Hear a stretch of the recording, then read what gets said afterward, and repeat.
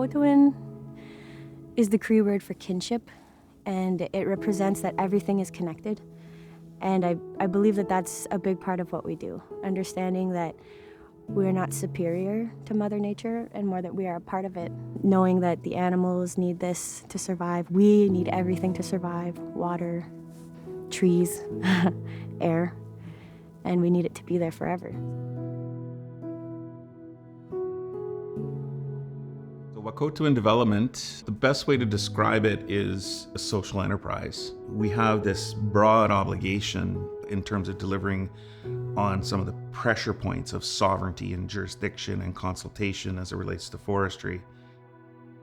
In forestry, there are a whole lot of requirements around the forest management that are required by legislation. Many of the objectives that Indigenous communities have and Wakohtowin brings are outside of legal requirements, and they're linked to Forest Stewardship Council certification, or they're related to the aspirations of the communities. We've really had to work hard together with Wakohtowin to create more space, to modify our practices outside of the norms, to be able to work collaboratively on projects such as creating opportunities for birch syrup production, to really create new programs associated with reconciling our practices with the interests of the communities.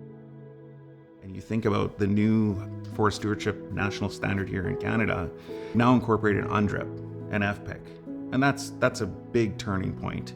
And that respected and understood the acknowledgement and protection of Indigenous people's rights and acknowledging them as nations, and giving them the opportunity to do collaborative management of the forests. We're also focused on a national guardian network relationship where we're developing a guardian program here locally that meets the needs of our communities.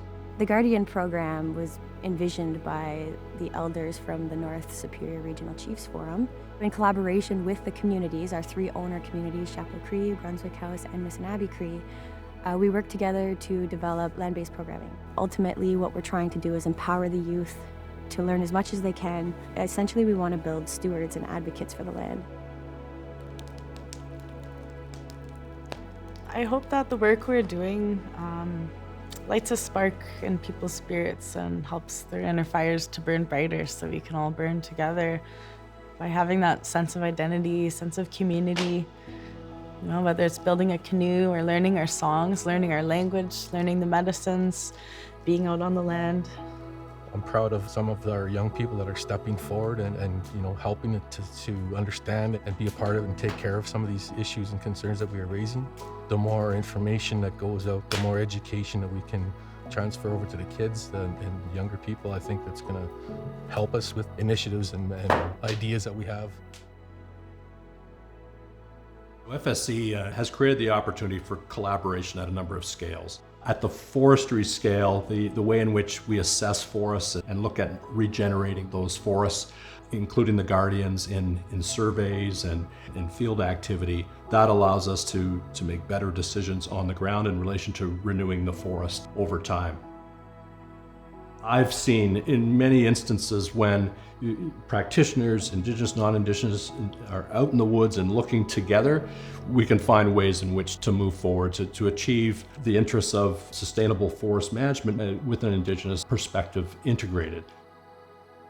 There is a holistic view in the FSC system to try and create balanced decision-making towards a broader supported definition of what is sustainable.